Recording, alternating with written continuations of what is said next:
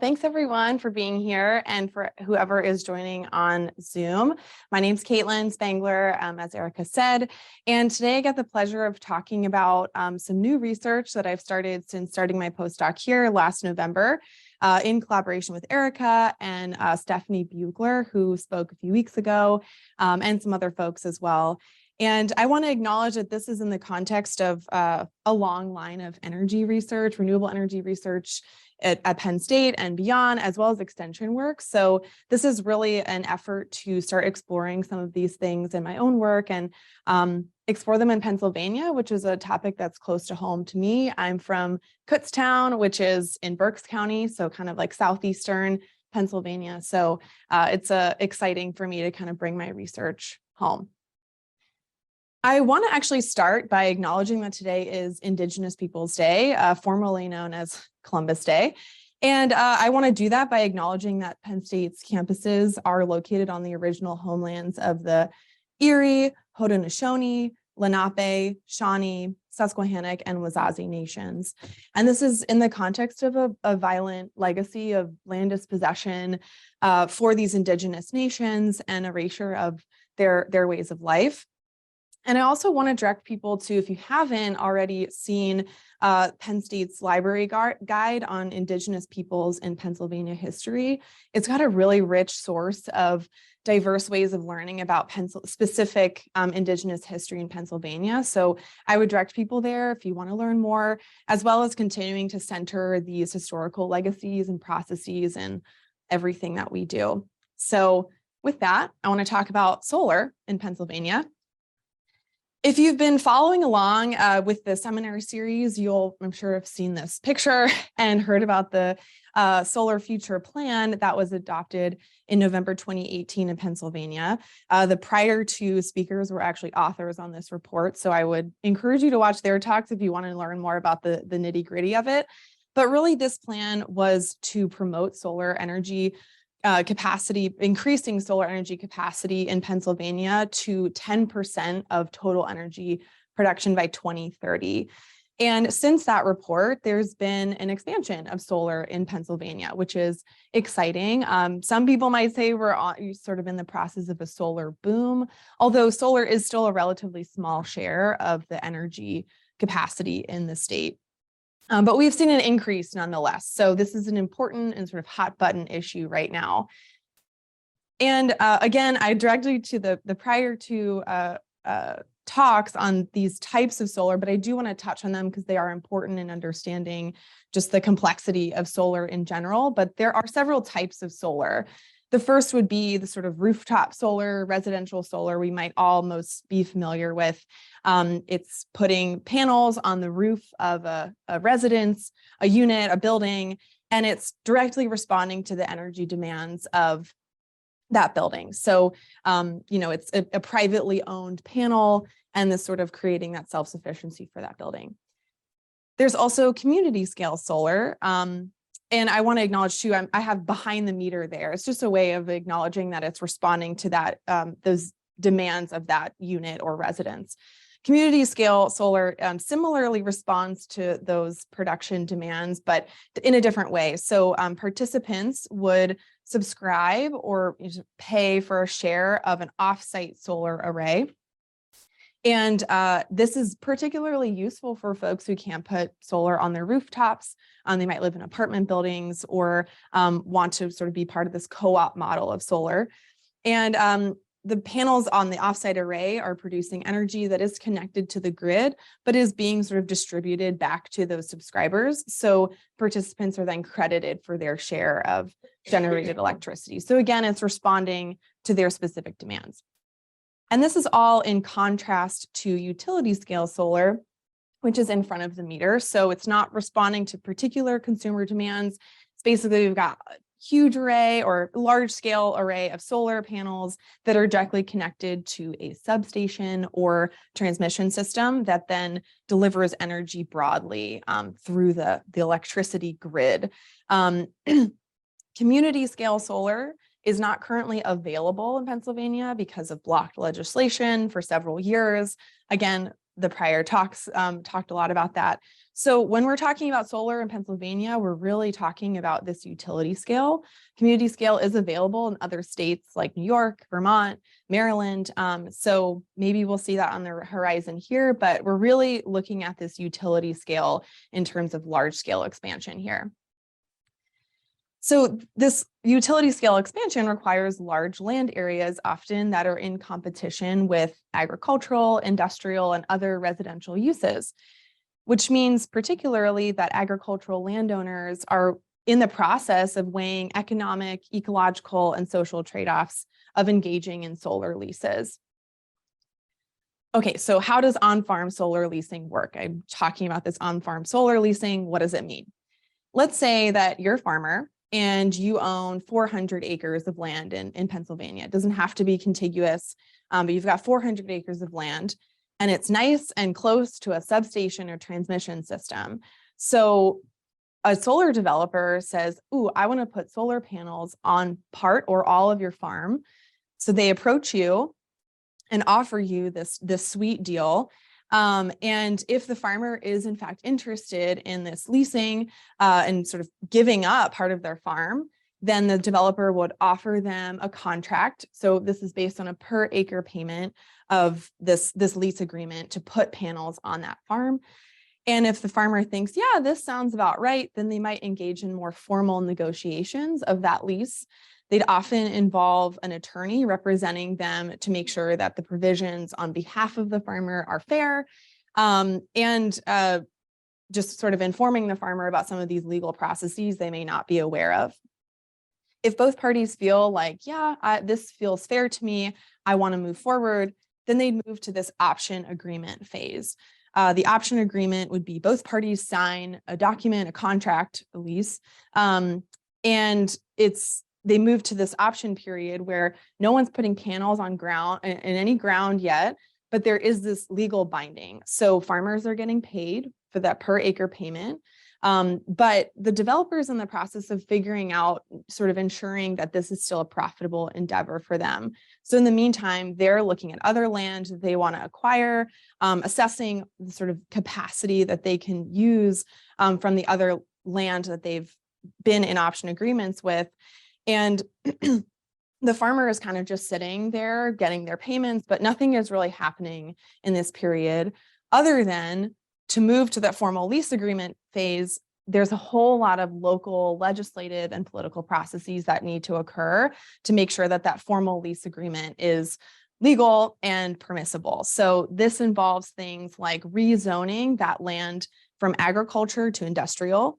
So that involves all these zoning permits, often stormwater management plans, and just approval from township supervisory boards, municipal officials, and also community buy-in or community members weighing in on this process. So that option period can be 2 to 6 years, maybe less, maybe more, depending on the project. And if it moves to that formal lease period, that's when the panels would start going in the ground, and those leases are typically 25 to 35 years with possibility for extension up to 50 years. The extension would be on behalf of the developer. So typically it's every 5 years after that initial 35 years, the developer would decide if they want to keep the panels on the farm and continue that energy production or remove them. So that's up to 50 years. So these are long-term leases. And there's quite a few steps that need to happen to get to that point. Now, I've described this process that typically happens between the agricultural landowners and the solar developers. But in reality, there are all these other stakeholders that are involved in these processes, including other agricultural landowners, internal and external community members, displaced indigenous populations that have a stake in how the land is being used, tourists or the tourism industry, township and municipal officials, state legislators, and other private developers that may not have gotten to that landowner first. But this research is really focused on this relationship between agricultural landowners and the developers and the processes therein. But I do want to acknowledge too that when we're talking about agricultural landowners in the US, we're talking about a population that works really hard and is not often the folks that you'd think of that are wealthy, like corporate executives or other folks that are benefiting from a capitalist model of economic production. But these are folks that do hold quite a bit of systemic power in the form of land ownership. Land ownership has historically held a lot of wealth and meaning in the US, particularly in the context of historical legacies of land dispossession and enslavement of African peoples.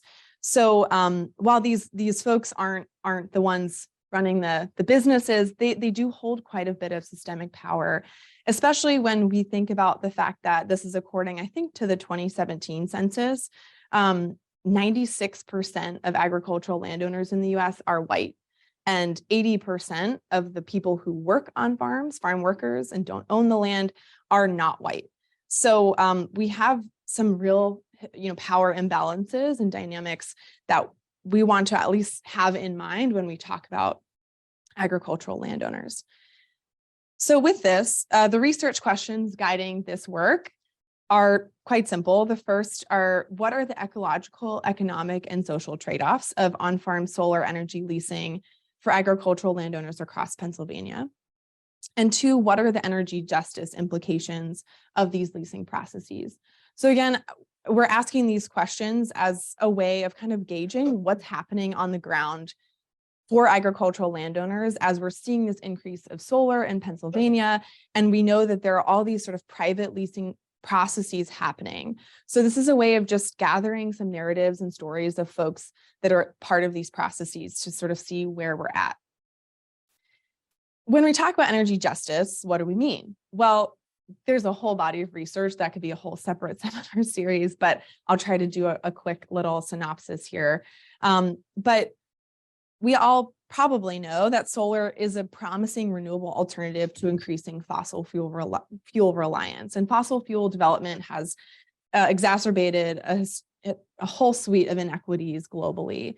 So these transitions from fossil fuels to more renewable alternatives provide this chance to rethink the consumption, source, and process of energy production.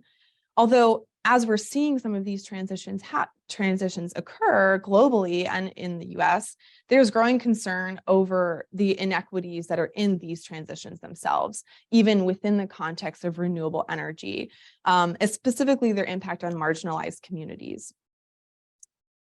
This brings up this concept that I want to touch on because I think it's particularly poignant. It's from a paper by Dr. Miles Lennon, published in 2017. I encourage anyone to check out his work. It's great energy justice literature. But there's this concept of big E and little e energies. So big E energy is mediated and constructed by a fossil fuel-based industrial system abstracted from time and place. So if we think about something like the energy grid, it's this sort of monstrosity of a concept that I still honestly am struggling to understand the ways that it's actually place-based, but this abstraction of energy supply and demand in our current society. This can be contrasted with little e energy, which is dependent on seasonality and uncertainty that remain entangled with particular times and seasons, the daily cycle of light, the months it takes to grow crops, and particular places, rivers where mills can be built, forests from which wood can be cut, latitudes where trade winds blow. Now, I bring up these two concepts just as a way of centering the ability, the opportunities, and the cautions of transitioning renewable energy transitions.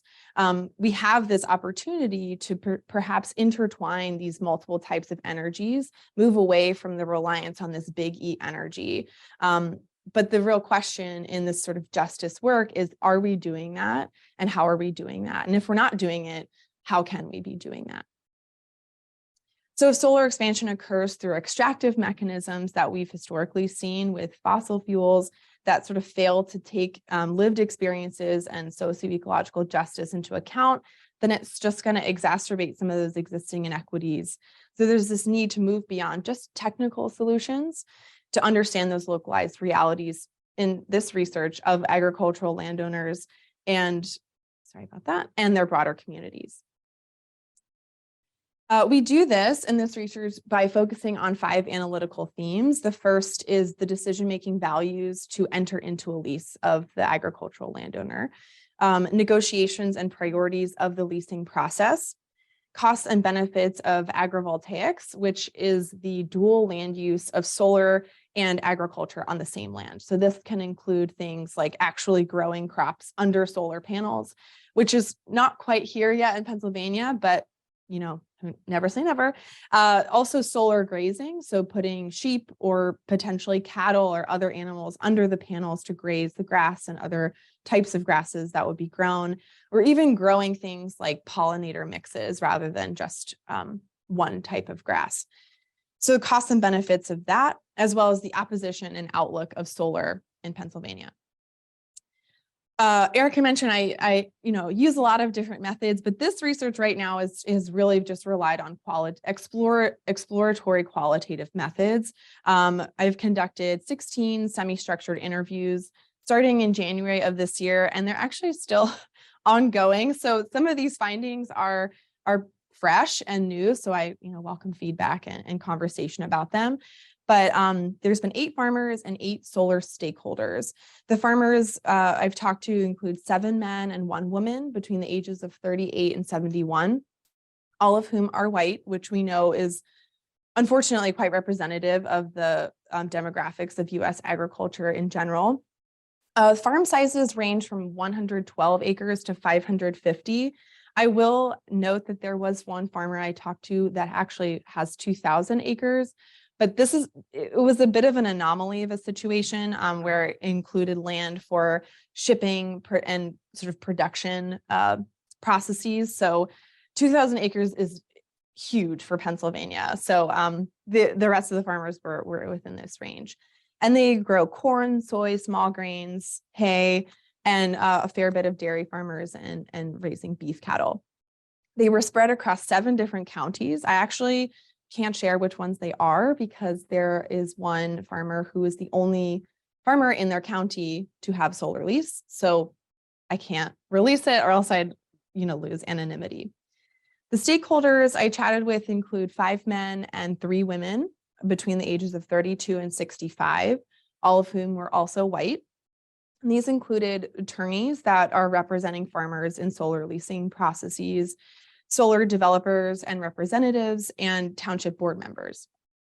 I should note that these interviews actually exclusively occurred over the phone or Zoom, which is an interesting methodological reflection in our sort of post-COVID era, but it is quite a convenient way of accessing people, particularly farmers who are extremely busy. So I often get to talk to them while they're like riding their tractor, baling hay or feeding their cows or something. So it's always interesting. The interviews lasted about an hour on average, some much longer and some shorter. Transcribed all the interviews and then qualitatively coded them for those 5 themes using Atlas, just a qualitative coding software. So what did we find? Well, first, farmers are engaging in solar leasing for a variety of reasons. And this is notable because there is a sort of reproduced narrative that farmers are just in it for the money. So, of course, we did find that farmers or landowners are interested in the profit margins of solar leasing, as well as the community tax dollars that this provides. One farmer, in terms of the profit margins for themselves, said basically it's like selling your farm and then getting it back 35 years from now. If our farm is worth close to $8 million now, in 35 years, it will be worth $24 million. And we would get that over the course of those 35 years from this lease. So from a financial side, it is very attractive. Also, as a side note, I have a lot of quotes in this and I intend to read them all because nothing is worse when you can't read the quote. So bear with me on that. Another farmer talked about the tax processes that are a benefit to this lease, to these leases. They said tax-wise, this is actually going to help our township. There's a lot of farming in our area, but not a whole lot of tax dollars. I mean, you got some housing and stuff, but there isn't a whole lot of industry here. The school districts are kind of hurting a little bit for some of their educational programs. What this project will do, it takes our property now out of the Clean and Green program makes the taxes higher, which the solar company is going to pay for. So those higher tax dollars now will benefit our community too. For anyone who's not familiar, Clean and Green is a tax program for agricultural land that reduces the amount that that land is taxed at. So when they put solar panels on it, it no longer qualifies for Clean and Green. So that means the taxes of that property go up, but the farmer or the landowner is not responsible for them. Typically, it's the developer. They're also really invested in the ways that this affects their intergenerational legacies. Putting a farm in solar leasing basically puts it out of commission for 35 years and puts those panels on, kind of protects it with those panels. So farmers see this as a way of keeping their farm in farming for their kids and their kids' kids. One farmer said, so the opportunity came along for the solar, and I thought, well, to me, this is better than building houses on it because we'll be able to farm it again one day if we want. My boys, I have 2 sons. If they want to farm, they can farm it. So really, the idea of returning the land back to agriculture at the end of the lease came up over and over again as one of the most important reasons for solar leasing. And this is because it protects the land from other types of development and gives the ability to basically return it to, as they put it, the way that it is now. One farmer said, inevitably, we would have been pushed harder and harder to possibly sell. And then it's just gone forever. You're going to have more runoff. You're going to have macadam, roofing, the whole 9 yards. So other types of industrial or residential development that would be on that agricultural land would basically take it out of farming forever. And this is not something a farmer in, sort of at the end of their career wants to think about when they've put their whole life's work into that land. Potentially, I had some farmers that are 11th generation farmers. So this land means a lot to them. And the last thing they want to do is see an apartment complex on it. And finally, farmers are interested in promoting renewable energy and letting their land rest. So in exhibiting some of these environmental stewardship values that we might assume with renewable energy transitions.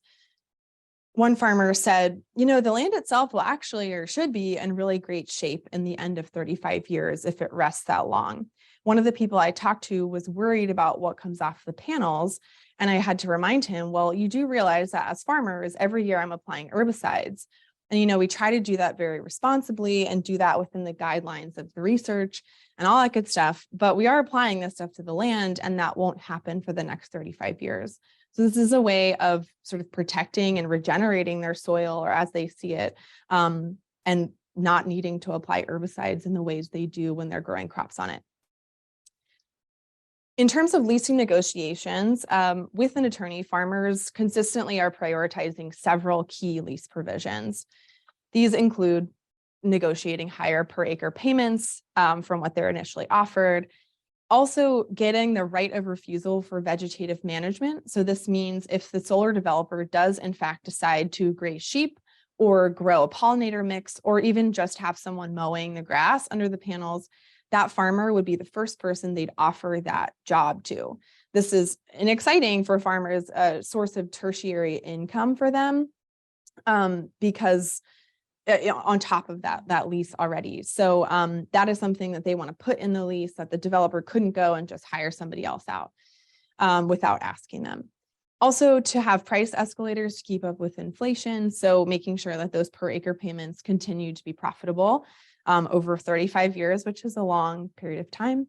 And also decommissioning and sort of recycling those panels at the end of life. So decommissioning is when it is ensuring that they're not just going to be left with a farm with panels on it that they can't take off because the developer either left, they were absolved into a bigger or different entity, or just weren't interested in it anymore. So again, the fact that the 35-year lease is so long, they're really worried about what it means to get those panels off at the end of the lease. So making sure that the developer is in fact responsible for that in the contract.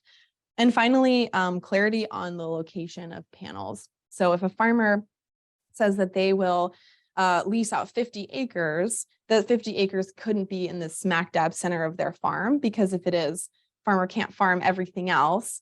But if that's not specifically stated, and that's where the closest connection point to the substation or transmission system is, you might run into some issues between the developer and the farmer. And the priorities for these leases and the decision-making associated with it is really done just solely at the familial unit for these landowners. So they did not discuss their lease terms with neighbors during negotiations or even prior to the option agreement period. And this is made because a lot of farmers have to sign NDAs during that option agreement period. So there's this gap in farmer to farmer organizing and collaborating about fairness of lease provisions, or really even what they're getting paid. So one farmer next door could be getting paid twice as much as the farmer next to them, and they may not even know. And this largely comes back to the fact that these leases are seen as a great privilege for landowners. It's a huge source of profit, but also, again, a way of protecting their land, and they don't want to lose that opportunity. So the fact that it is such a privilege may prevent them or caution them to push back in some of those negotiations or sort of organize with their fellow neighbors. This is evident in the ways that solar grazing and agrivoltaics seems to be a more distant priority for a lot of these farmers. It's not something that they're requiring upfront in their leases, and it's the responsibility of the implementation is really falling on the developers to eventually do it. One farmer said, "I wouldn't say it's a huge priority because the developers are the ones leasing it, and I understand it's up to them how they want to use it. But at the same time, yeah, I don't want to see noxious weeds and stuff growing. That would be a hindrance to neighboring farms." So they are concerned about the way the land is going to be managed because a lot of them live right next to the panels, the farms, or they live on the property, but it's not something that they're willing to require in their lease necessarily. This depends on how farmers perceive their power in the leasing process and the priorities of the developer. If the developer really wants this to be how the land is managed, then they can do so. If anyone's been working in renewable energy spaces, probably not surprising that these communities in Pennsylvania are expressing strong opposition to on-farm solar. Some of the reasons for this opposition include safety hazards, so the glare from the panels, as well as electrocution concerns. Loss of productive farmland. So folks are concerned about seeing 500 acres of farmland get transitioned to non-productive, panels, and what this means for food security for their communities and really more broadly in the US. It's also a concern for loss of wildlife habitat for folks. So people are concerned about deer populations, what it means for them to run through panels, as well as bird habitats, things like that. Loss of view sheds or aesthetic value is a big one. Panels are ugly compared to pristine farmland. So people just may not want to look at it, or they may feel a sense of loss when that farmland they grew up looking at their whole life looks different. Associated with that are concerns for decreasing property values of the land surrounding the panels because of that loss of aesthetic value, as well as kind of the converse, that the rising land rent for putting panels on farms is so high that it may drive out other small scale farms. So the list really does go on. There are a lot of reasons that folks are opposing on-farm solar. And because of this, agricultural landowners in these leases are frustrated. One person said, "You can't put lipstick on a pig," referring to the sort of situation that he finds himself in. This is a long quote, but I'm going to read it all. Another farmer said, "It don't matter what it is. If everybody in a few miles radius of that property gets free electricity, they would all be for this because they would have a gain out of it. So they hate to see somebody else gain from something they don't get to gain from. It's more jealousy than it is anything else. If you want to make decisions for farmland, then you go buy it. You can work by the sweat of your brow to pay for it. And then if you want to make management decisions, then you'll have the right to do it. I said, I'm paying the taxes on the place and I'm not trying to be heartless, but it doesn't really matter what you think. And after a while, you have to get tough skin about it." The experience of this opposition for these landowners is described as something that has fundamentally changed their perspective of their home communities. It's really upsetting to them. A farmer described it as, my whole view of my community has very much changed. I was very upset. Neighbors had anti-solar signs that I felt were just giving me the finger every time I went by their front yard. And yet they're living in houses that were taken from ground that I used to farm years ago that somebody else had sold to them. Their houses are sitting on land that is still zoned agriculture. And they're telling me that we've got to preserve agricultural land. So it's like, are you serious? So what's the outlook? What are folks saying about the outlook of solar? Well, to sort of briefly touch on it, developers and agricultural landowners alike want to see a diversified energy portfolio for Pennsylvania in the next 10 years. I directly asked them, what do you want to see in terms of energy in Pennsylvania in the next 10 years? And everyone said, I want to, natural gas isn't going anywhere, but I want to see us diversify our energy base, because they cited concerns over the Russia-Ukraine conflict, other concerns of loss of access to oil internationally. So this is really important to folks, and they see this as leasing their land for solar as a way of helping that transition. But landowners are cautious based on the legacies of Marcellus shale development, which was really not very long ago in Pennsylvania. One of the attorneys who actually worked on Marcellus shale leases as well said, the similarities are that you've got out of the blue somebody knocking on a farmer's door saying, hey, listen, I want you to sign a lease option for solar. 10 years ago, they had somebody knocking on that same door, hey, I want you to sign a lease option for natural gas exploration. So, I think that's kind of the similarity, because it's been so close in time. Folks are just looking at that and saying, what's going on here? So there's a bit of caution in the length of these leases that are quite long, and who's going to be responsible at the end, because they've seen abandoned well pads and drill sites, and they don't want that to happen to them. And so there is this growing support amongst agricultural landowners for community solar, really hoping that that becomes available to them, because it may use smaller parcels of land instead of their 500 acres at a time. And also a lot of support for increasing roof-mounted systems. A lot of farmers said, I really wish community solar would be an option, because I've got this 20-acre plot that I'm not using for anything, but the developer didn't want it because it's not close enough to the grid. So some of that marginal land, they would love to be able to see used for community solar, and potentially might mitigate some community opposition. But this may not align with some of the priorities of the developers and what they're able to do and want to do. And roof-mounted systems, without prompting, everyone's like, we should increase those, because they're just seen as a win-win. We've got the roof, why not put panels on it?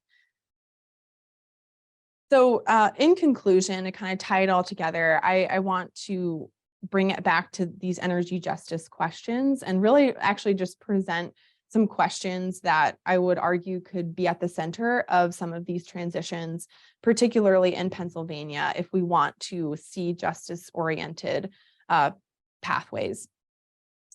The first is to identify ways to reorganize organize rural communities around common goals and benefits. This is a big one because of the ways that we own land and manage land in the US.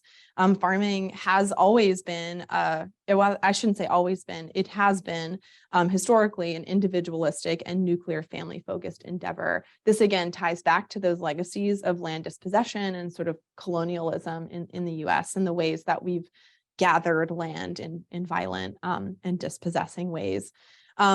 But that means that these decisions about solar leasing are almost exclusively done at this scale, because those legal contracts are between the farmer and the developer.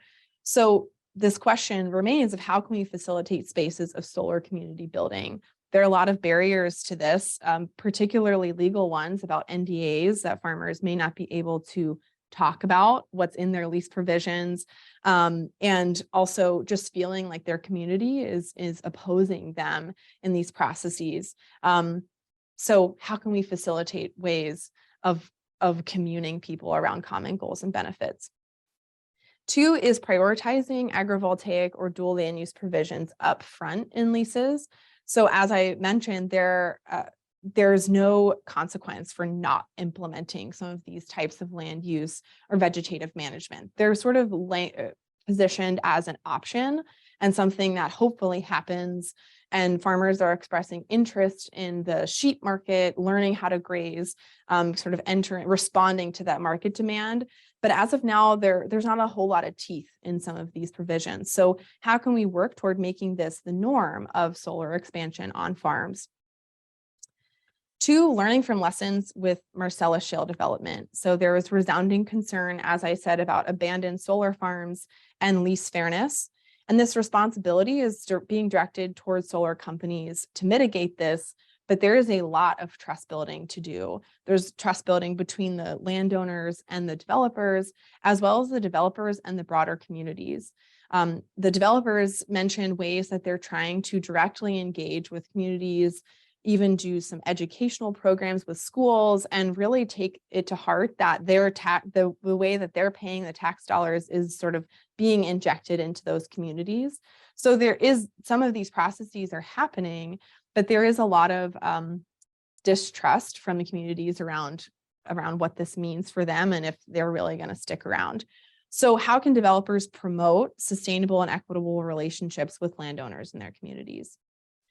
And 4, bringing it back to the cautions and the possibilities of energy justice is to center the need to rethink consumption and source at the same time. So at present, solar expansion really actually relies on and mimics the same infrastructures as natural gas development. A lot of the same people were working in Marcellus shale development are now working in solar. That's not a bad thing, but it provides a point of caution of what this means for if we want to sort of copy paste some of the mistakes or concerns we've seen from what went wrong and what went right with Marcellus development. And we don't want to see the unequal distributions of benefits and sort of increasing communal tensions. So how can we promote new modes of energy supply and demand as we're in the midst of this sort of solar boom in Pennsylvania? And I want to end with a really abysmally insufficient list of examples of hope of people and organizations that are centering justice in some of these processes of transition. This is just a list of some Black-owned and other BIPOC-owned solar companies and initiatives that are centering really providing access to communities of color. And a lot of these are happening in urban spaces like Baltimore and DC. But I think the exciting question remains of what can this look like for on-farm solar leasing in Pennsylvania? So really following the lead, supporting and funding some of the organizations that are already thinking about these things. We don't need to reinvent the wheel here. Particularly Black owners of solar services, or BOSS, has a whole list of even just Black-owned suppliers of solar products that provides a way that we can think about centering voices that have historically been excluded in these transitions.